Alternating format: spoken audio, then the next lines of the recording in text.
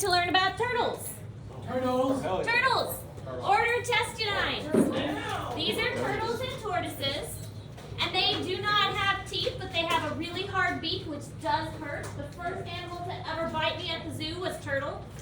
And it made me bleed, and I tried to play it off, but the students saw it anyways. The shell has two parts. They've got what's called a plastron, which is the stomach portion, and the carapace, which is the domed portion of the back. Some turtles have a hinge on their plastron, which encloses them completely. So these are your box turtles. They're called box turtles because they can box themselves up. These are really, really common. You've probably seen box turtles before. This is an ornate box turtle. They're one of the most common. But he has this hinge here, and the hinge folds up to hide him inside. And so like I said, you're not really going to, not all turtles will be able to hide in their shell completely like that. Some of them can pull their arms in and tuck their head in, but they can't fold it up. Yes, so we actually have a shell. I think this one is a box turtle, but you can see inside that their spine is fused with the shell. So there is no way that they are taking this off. It is part of their body. They grow with it. So like if you throw a rock at the shell and it cracks the shell, does that hurt the turtle? It's like breaking a bone. And it could get infected. So if the shell gets cracked, because I mean this is all pretty much bone here. Well yeah, but like does it feel like a broken bone? Like it actually hurts? And gets infected. You call it all three? Don't throw a rock at a turtle, guys. No. That's also why if you ever are around turtles, sometimes like little kids will knock on their shell. Also not good for them because it's like pounding on their back. Really hard.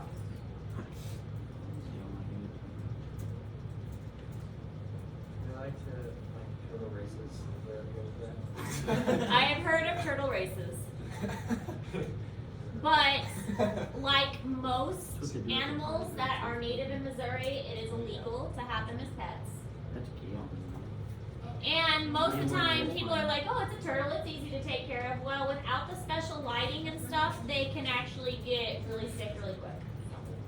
Oh, and also, if they are cared for properly, they live about 50 years. Oh man, they're gonna outlive me. Don't sea turtles live like 100 million years?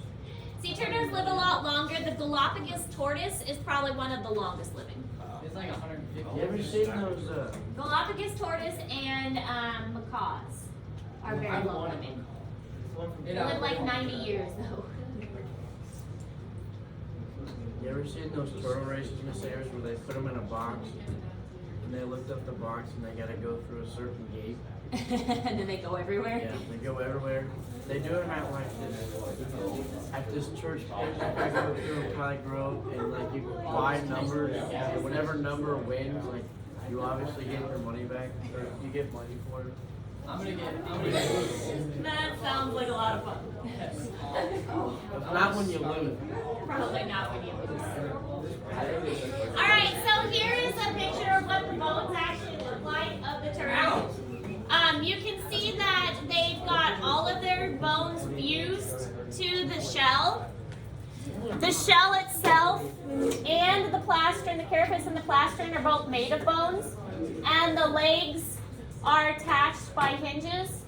And then the tail is also attached. So there's no way it is taking its shell off. It is, that is part of it. So like, what's like because it looks like there's just a whole section missing. Is that like where is it Intestines. connected? And that would also be this part, the plastron. All right, so turtles and tortoises have very long lifespans. Red-eared sliders are sold a lot in pet stores, and you see them like swimming around in a pond or something. And red-eared sliders can live for about 30 years in the wild, but in captivity where they don't have to worry about predators and they're fed regularly, they can live up to 50 years. Ornate box turtles are about 35 years in the wild, but some of them have even lived up to about 100 years in captivity. And then again, the Galapagos tortoise, that one's probably the best and with the long lifespan, and they can live up to 170 years in captivity. So these are animals that live for a long time, and people will get them at pet stores, and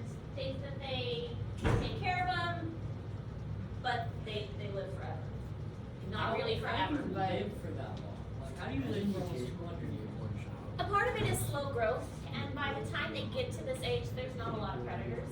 Like there's not a lot of things that could hurt them. So Yeah, I mean, he's pretty large. yeah, and his shell is such good protection, and he eats such a variety of foods. So like, if we grew slower than we grew, we would grow longer. I think so. Because we grow pretty fast. Yes. What snapping turtles do we have around here? Alligator snapping turtle is the most common one. Alligator snapping turtle is found usually at the bottoms of like ponds and things. We're sitting along the shore. Alligator snapping turtles are. Sorry, I feel like I'm gonna sneeze.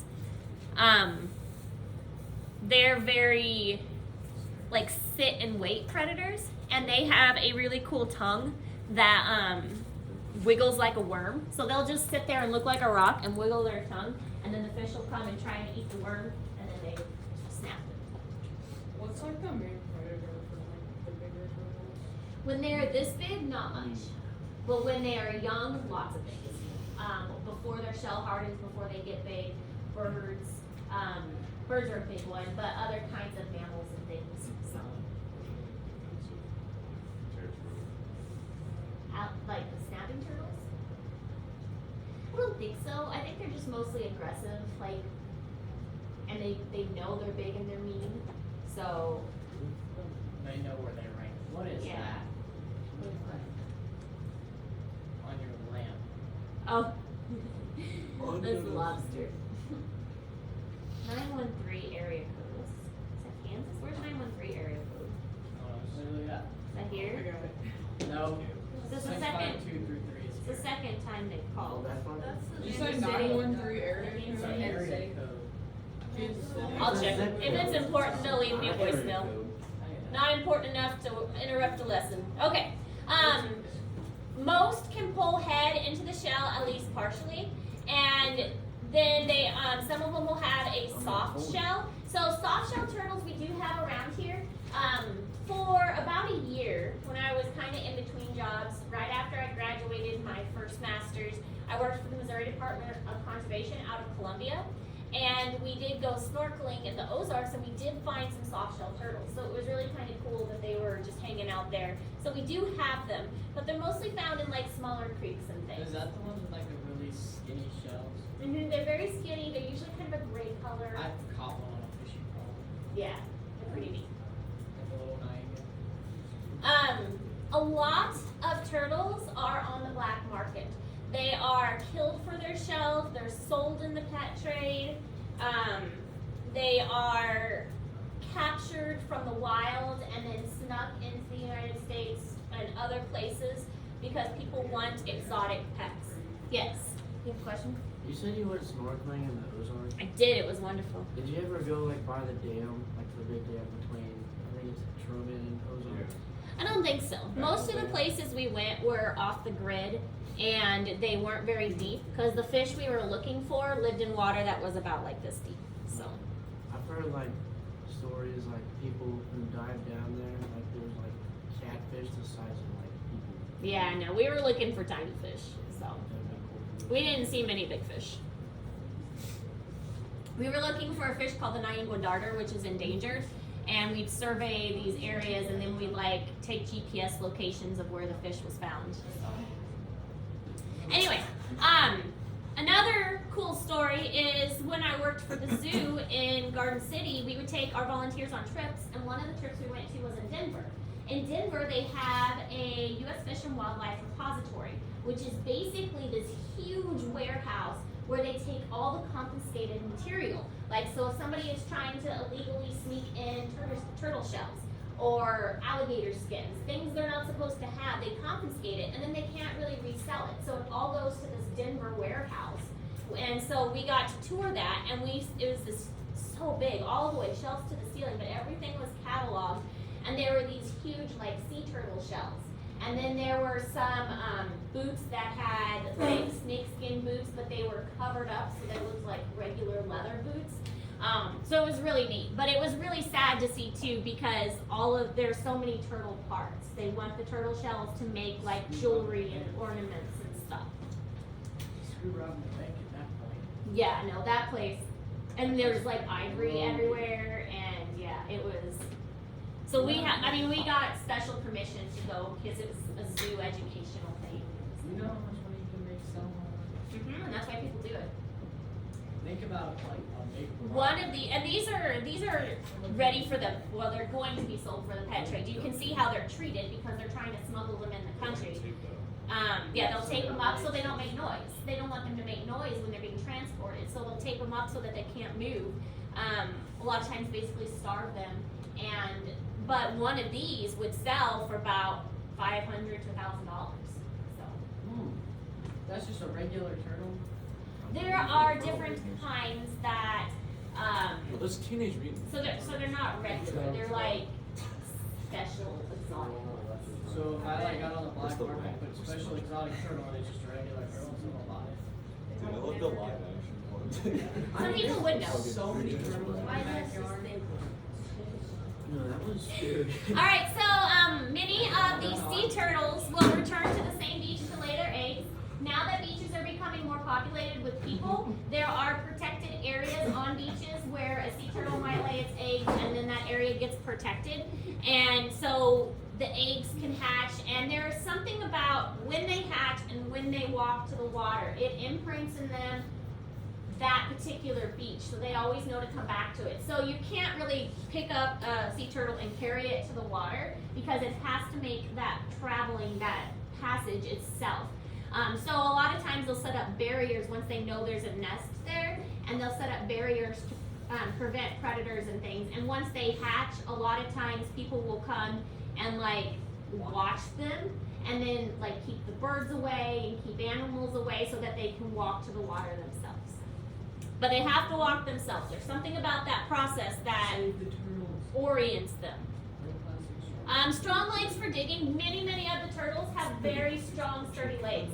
We had a desert tortoise at the zoo, and his legs were very stumpy. And he was a sweet turtle, but it was very stumpy, and the claws were very strong so that they could dig burrows. And a lot of turtles do live in burrows, so the strong legs for digging, strong claws are important.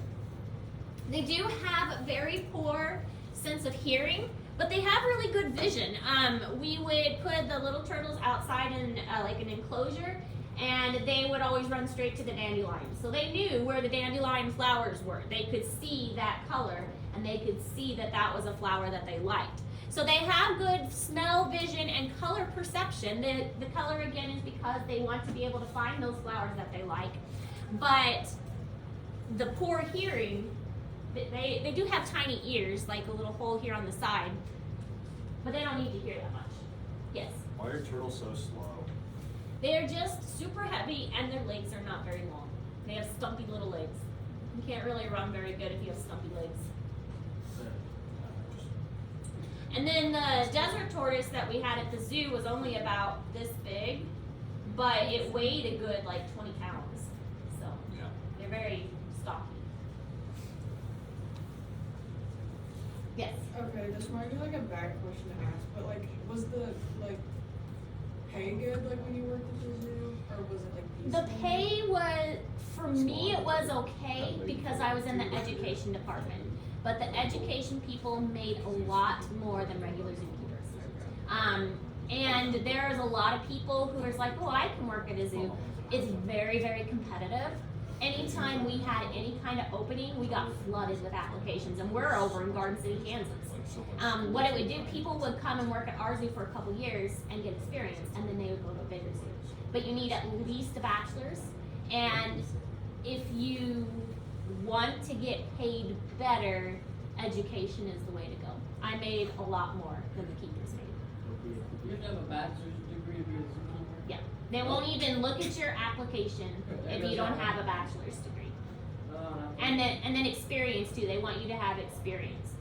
There's people who would be like, oh, I work with animals. I have these animals at home. I'm going to apply to be at the zoo, and then they wouldn't even look at their application. Have to have at least a bachelor's, and they want experience too, and that's to be a keeper. And keeper starting pay is really low. That is not a lot, so. I don't know. It's really low. All right, differences between turtles and tortoises. There are differences. Tortoises are more land animals. They have stumpier claws. Their shells are more rounded. Their carapace is more rounded. No webbing between their toes. Typically live farther away from water. Turtles, on the other hand, are usually more associated with water. So the red-eared slider is a good example of a turtle, or sorry, turtle.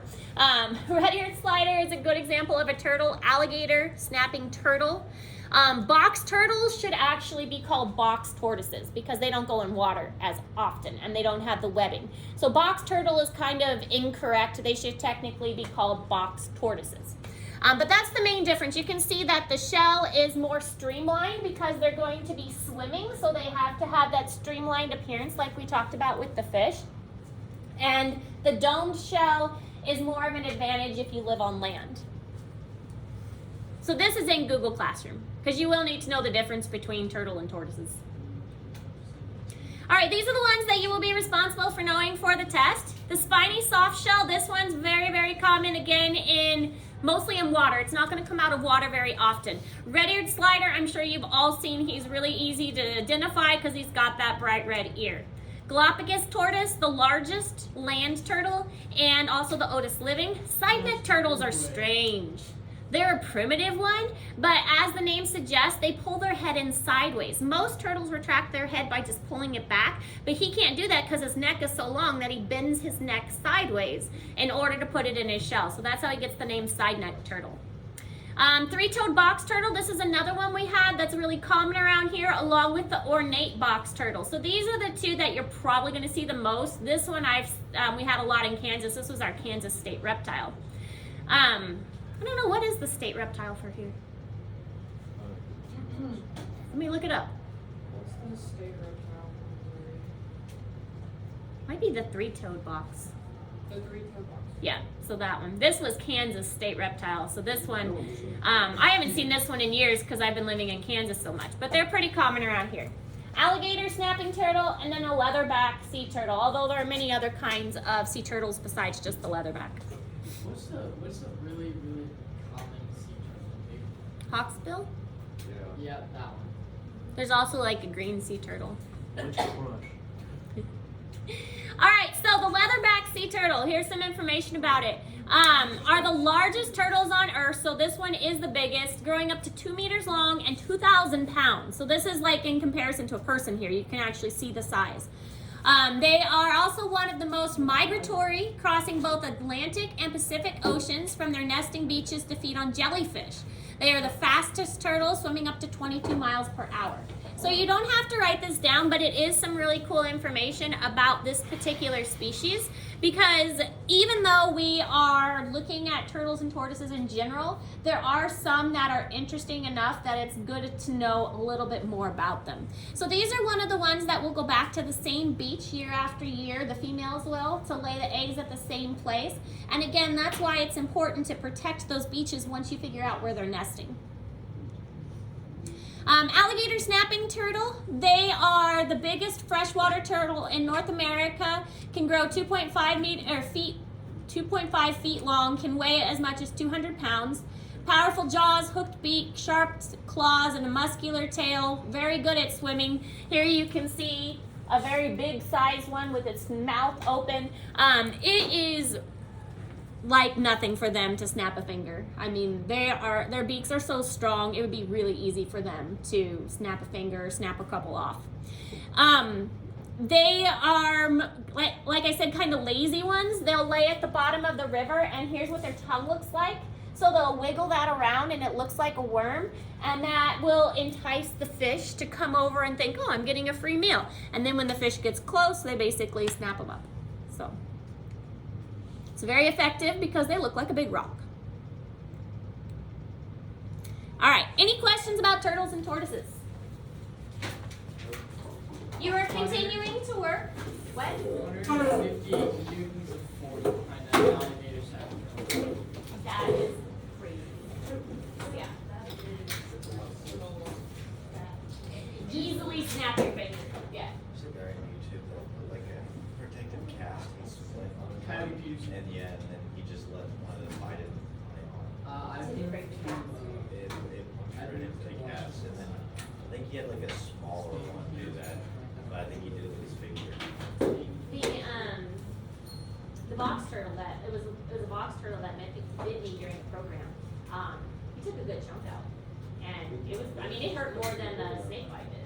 So Snake bites really don't, I don't think they hurt that they much. did because their teeth were, well, and it was a small snake that bit me too. I've been bitten on the outside of my foot by a garter snake. I was catching it, and I went to like step in it. Yeah, I had flip flops on, and I went to like cover its head so I could grab it, pick it up, and I missed, and it just. It did. I mean, they don't. I think they hurt. I think the venom hurts why snake bites hurt, not their teeth. Their teeth are very sharp. Their teeth is like needle-like almost. So yeah, it didn't hurt me very much. But I think I told you guys it got stuck. So, didn't want to come off.